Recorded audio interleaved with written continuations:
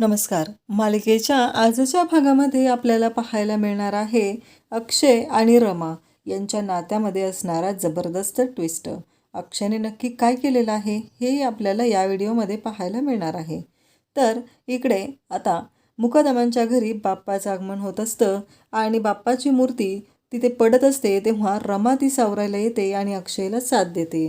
तर अक्षय आणि रमा या दोघांनी मिळून बालगणेशाचं मुकादमांच्या घरी आगमन केलेलं आहे, स्वागत केलेलं आहे आणि त्या बाप्पासाठी जो मखर बनवलेला आहे तो सुद्धा अक्षय आणि रमा या दोघांनी मिळूनच बनवलेला आहे. मग अक्षय आणि रमा दोघंही जोडीने दर्शन घेत आहेत.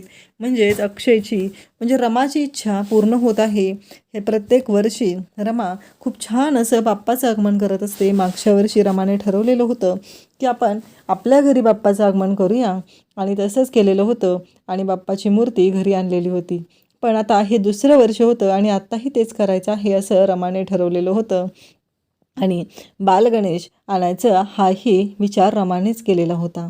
त्यानंतर आपल्याला पाहायला मिळतं की इकडे अक्षय बाप्पाच्या समोर उभा असतो आणि तो म्हणत असतो की काहीही झालं तरी माझ्या रमाला स्ट्रॉंग बनवण्यासाठी मला हे नाटक करावं लागतं आहे आणि त्याचबरोबर ह्या रेवाचा मुखवटा मला फाडायचा आहे. ती जे नाटक करते तिचा पर्दाफाश करायचा आहे, त्यासाठी हे सगळं मी करतो आहे. मला माहिती आहे माझ्या रमाला ह्या सगळ्याचा त्रास होतो आहे, पण फक्त थोड्या दिवसांसाठी. माझी रमा जोपर्यंत स्ट्रॉंग होत नाही तोपर्यंत मला हे नाटक चालूच ठेवावं लागणार आहे आणि जगातला मी पहिला नवरा असेल जो माझ्या बायकोसाठी मी नवरा मुलगा पाहतोय, तिच्या लग्नाचा विचार करतोय, असंही अक्षय बाप्पाच्या समोर बोलत असतो. कारण रमाचं अक्षयवरती किती प्रेम आहे हे अक्षयला चांगलंच माहिती असतं आणि त्यासाठी हे सगळं घडत असतं. त्यानंतर आपल्याला पाहायला मिळतं की रमा हे सर्व काही करत आहे हे मनापासून करत आहे हेही अक्षयला चांगलंच माहिती आहे.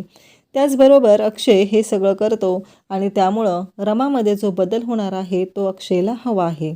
तर इकडे आपल्याला पाहायला मिळतं की सगळेजण बसलेले आहेत आणि आता मखर बनवण्याची स्पर्धा ही मुकादमांच्या घरी होणार आहे आणि या मखर बनवण्याच्या स्पर्धेमध्ये आता जोड्या पाडायचं काम ही तिथे जोड्या बनवण्याचं काम करत आहे ती म्हणजे आपली सर्वांची लाडकी जान्हवी.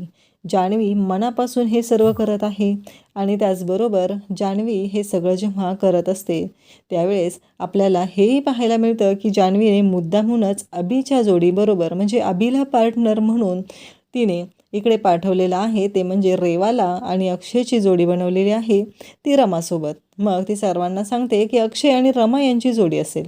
तेव्हा मात्र सगळ्यांना धक्का बसतो, हे का? त्यावेळेस रेवा म्हणते की नाही, हे असं होऊ शकत नाही, कारण काहीही झालं तरी रमा ही या स्पर्धेमध्ये भाग घेऊ शकत नाही. त्यावेळेस ती या घरची इथली नोकर आहे तर तिने या स्पर्धेत का भाग घ्यावा असं तिचं म्हणणं असतं. पण त्याचवेळी अक्षय म्हणतो की मला काही प्रॉब्लेम नाही आहे, म्हणजे मी ठीक आहे, मी करू शकतो तिच्यासोबत, असं अक्षय सगळ्यांच्या समोर सांगतो. त्यामुळं शशिकांत आणि अय्याजी यांनाही खूप मोठा धक्का बसलेला असतो. अक्षय हे सगळं काय बोलतोय हा प्रश्न त्यांनाही पडलेला असतो.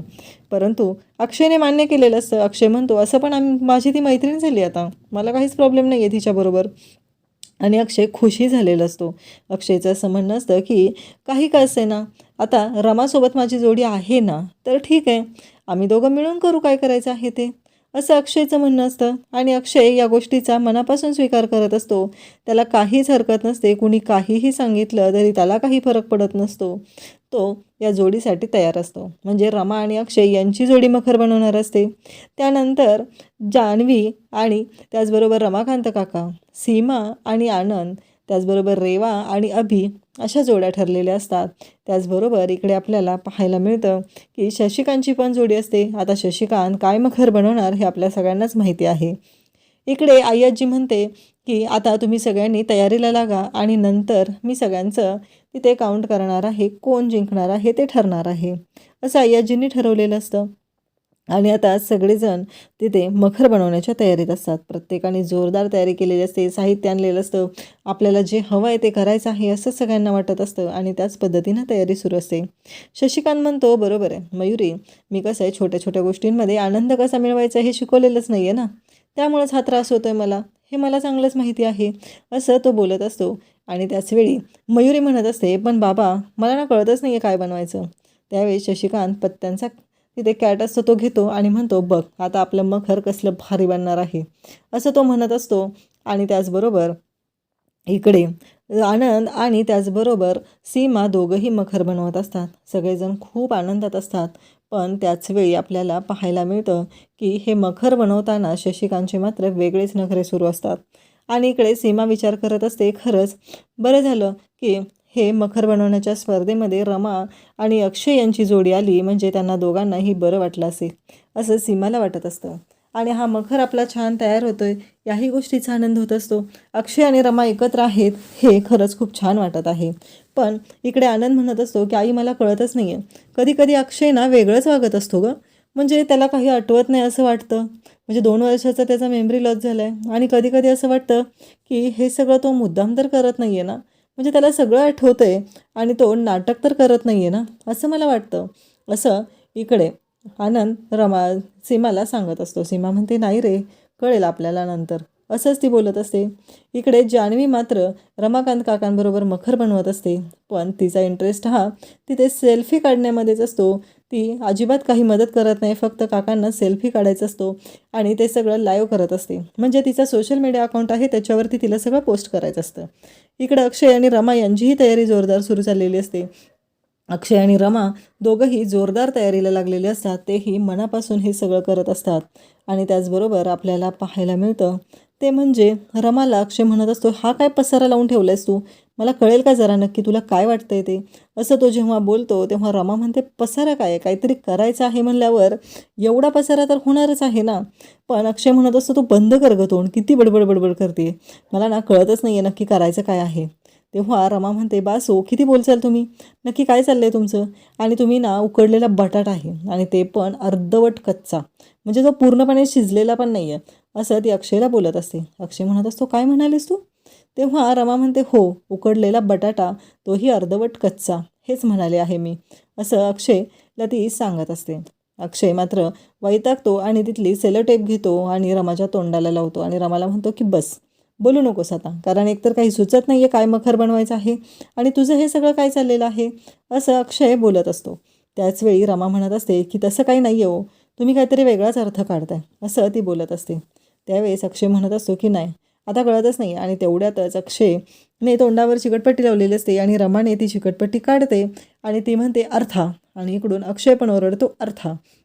म्हणजे दोघांच्याही डोक्यातून आलेला आहे की आता आपण मखर बनवणार आहोत, त्याच्यामध्ये अर्थाचा आपण तिथे विचार करूया, म्हणजे अर्थाला कन्सिडर करूया आणि अर्थासाठी आपल्याला वेगळं काय बनवता येईल का, त्याचा विचार करून आपण काहीतरी वेगळं बनवूया असं ठरवलेलं असतं. आणि त्याचवेळी आपल्याला पाहायला मिळतं की हे सगळं जेव्हा अक्षय आणि रमा ठरवत असतात तेव्हा त्या दोघांनाही खूप छान वाटलेलं असतं. फायनली त्यांच्या डोक्यात एकच आयडिया आलेली असते, त्यामुळं दोघंही खुश झालेले असतात.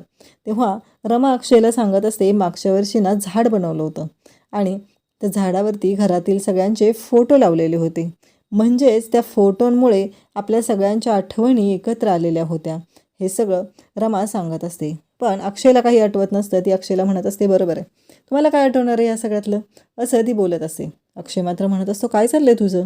त्यावेळेस रमा म्हणते, आता आपण ठरवलं आहे ना. तर अक्षयला रमा सांगू लागते, आपण अर्था, म्हणजे आपल्या अर्थाचं आणि बाप्पाचं स्वागत करण्यासाठी आपण मखर बनवूया, म्हणजे यातून आपल्याला ती कल्पना साकारता येईल. मग अक्षय म्हणतो, काय करायचं सांग.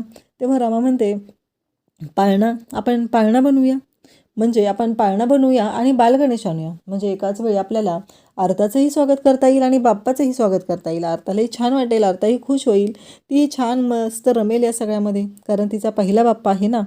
आता अक्षय आणि रमा या दोघांनी त्यांची कन्सेप्ट फायनल केलेली असते. त्यांना ही गोष्ट पटलेली असते की बाप्पाचं स्वागत करण्यासाठी आपल्याला हे करायचं आहे. इकडं आपल्याला पाहायला मिळतं रेवा आणि अभि दोघंही मखर बनवत असतात. तेव्हा अभि म्हणत असतो की मला कळतच नाही आहे, म्हणजे नक्की करायचं काय आहे, कारण काहीही झालं तरी तू आत्ता आपलं लग्न झालेलं आहे आणि तू आपल्यासाठी वेळच देत नाही आहे. आज आपल्या नात्याला वेळ मिळालेला आहे. तो रेवाचा हात हातात घेतो, पण रेवाच्या मनात वेगळंच काहीतरी सुरू असतं. रेवा म्हणत असते, हो अभि, पण आपण हे सगळं अक्षयसाठी करतोय ना, तुझ्या लक्षात आहे ना, असं रेवा बोलत असते. तेव्हा अभि म्हणत असतो, हो माझ्या लक्षात आहे, पण आपल्या नात्याचं काय, आपल्या नात्यालाही तेवढाच वेळ देणं गरजेचं आहे, असं तो सांगत असतो. पण रेवा म्हणत असते, आत्ता आपण मखर बनवूया ना, आता आपण मखर बनवण्यासाठी एकत्र आहोत ना, मग आपण मखर बनवूया असं सांगत असते. त्याचबरोबर इकडे आपल्याला पाहायला मिळतं की अक्षय आणि रमा यांचंही मखर बनवण्याचं काम सुरू आहे. ते दोघंही खुश आहेत, त्यांना दोघांनाही खूप छान वाटत आहे. त्यांचाही हा सगळं छानपणे चालू आहे. पण इकडे रेवा मात्र मूर्खासारखी वागत असते. तिला काही करून अभिबरोबर मखर बनवायचं नसतं, तर तिला अक्षयसोबत सुखाचा संसार करायचा आहे ही वारंवार ती दाखवून देत असते. पण इकडे अभि मात्र रेवामध्ये गुंतलेला असतो. त्याला असं वाटत असतं की आता खूप झालं, कारण इतके दिवस झालं ही अक्षयसोबत आहे, हिचं लग्न माझ्यासोबत झालेलं आहे, पण आम्हाला दोघांना एकत्र वेळ काही घालवता आला नाही असं अभिला वाटत असतं. पण ही गोष्ट रेवाला मात्र वाटत नसते. रेवाचं असं म्हणणं असतं की नाही, काही झालं तरी आता मला वाटत नाही आहे ना तसं, असं तिचं म्हणणं असतं. इकडे मखर सगळ्यांचे बनवून होतात आणि आता त्या मखरवर कोणीही नाव टाकायचं नाही असं ठरलेलं असतं. आणि मग मखर हॉलमध्ये आणले जातात आणि आता आय्याजी ते मखर बघणार असतात आणि त्यातून त्या ठरवणार असतात की कोणाचा मखर हा फायनल करायचा आहे आणि तो आपल्याला इथे गणपती बाप्पाच्या आगमनासाठी वापरायचा आहे हे आय्याजी ठरवणार असतात. मग सगळ्यांचे मखर पाहत असतात आणि तेव्हा आय्याजी एका मखरच्या जवळ जाऊन थांबतात आणि म्हणतात की हा नक्कीच शशिकांतचं काम असणार आहे. नाही, हे असलं पत्त्यांचं वगैरे तोच करू शकतो. एवढा कॉन्फिडन्स आय्याजींना शशिकांतवर असतो की असलं फालतू काहीतरी तोच करणार आहे. त्यानंतर प्रत्येकजण मखर उघडून दाखवत असतं, पण ज्या मखरच्या जवळ जी जोडी थांबलेली असते त्यांचा तो मखर नसतो, तर तो मखर असतो दुसऱ्याच कोणाचा तरी. मग आय्याजी सगळे मखर पाहत असतात, सगळेजण आपापले मखर दाखवत असतात आणि त्यानंतर फायनली एका मखरच्या जवळ येतात. तो असतो पाळणा आणि पाळण्याचा मखर बनवलेला असतो अक्षय आणि रमाने. तर पाळण्याचा मखर पाहून आय्याजींनाही खूपच छान वाटतं आणि त्याही म्हणतात की खरंच हा मखर खूप छान झालेला आहे. आता मी तुमच्या सगळ्यांचे कष्ट पाहिलेले आहेत, तुम्ही सगळ्यांनी कष्ट घेतलेले आहेत, छान छान मखर बनवलेले आहेत, पण मला असं वाटतंय की हा पाळण्याचा मखर आहे हा फायनल केला पाहिजे. तो खरंच खूपच सुरेख असा झालेला आहे असं आय्याजींचं म्हणणं असतं. अक्षय आणि रमा पाहत असतात. मग सगळेजण म्हणत असतात की हा मखर कोणी बनवलेला आहे, तर सगळेजण सांगू लागतात की हा मखर बनवलेला आहे तो म्हणजे अक्षय आणि रमाने. आणि मग तो मखर फायनल होतो. आता अक्षय आणि रमाने हा मखर बनवलेला आहे हे ऐकल्यामुळं इकडे सगळ्यांनाच धक्का बसलेला असतो, कारण अक्षयला तर ह्या गोष्टी काहीच आठवत नव्हत्या. मग हे सगळं मखर वगैरे कसं बनवलं गेलं हा प्रश्न पडलेला असतो. उद्याच्या भागात आपल्याला पाहायला मिळणार आहे अक्षय आणि रमा दोघंजण मुकादमांच्या घरी आता बाप्पाचं आगमन करत आहेत. आता रमाच्या म्हणण्यानुसार मुकादमांच्या घरी आता बालगणेश आलेला आहे आणि अक्षय रमा दोघं मिळून ती मूर्ती घेऊन येत आहेत. वाजत गाजत बाप्पाचं स्वागत झालेलं आहे आणि सगळेजण खूपच खुश आहेत. अक्षय आणि रमा या दोघांना एकत्र बाप्पाचा आशीर्वाद मिळालेला आहे, त्यामुळं अक्षयही खुश झालेला आहे आणि रमालाही छान वाटत आहे. आणि जेव्हा अक्षय आणि रमा बाप्पाची तिथे प्रतिष्ठापना करतात आणि ते पाहतात तर त्यांना खूप छान वाटत असतं आणि दोघंही जोडीने बाप्पाला नमस्कार करत असतात. तेव्हा अक्षय म्हणत असतो, या जगातला मी पहिला नवरा आहे की जो बायकोच्या लग्नासाठी नवरा मुलगा शोधतोय. खरंच मला हे सगळं करायचं आहे ते म्हणजे माझ्या रमाला स्ट्रॉंग बनवण्यासाठी आणि त्याचबरोबर या रेवाचा मुखवटा सर्वांसमोर फाडण्यासाठी असं अक्षयने ठरवलेलं आहे. अशाच अपडेटसाठी चॅनलला सबस्क्राईब करा. थँक्यू.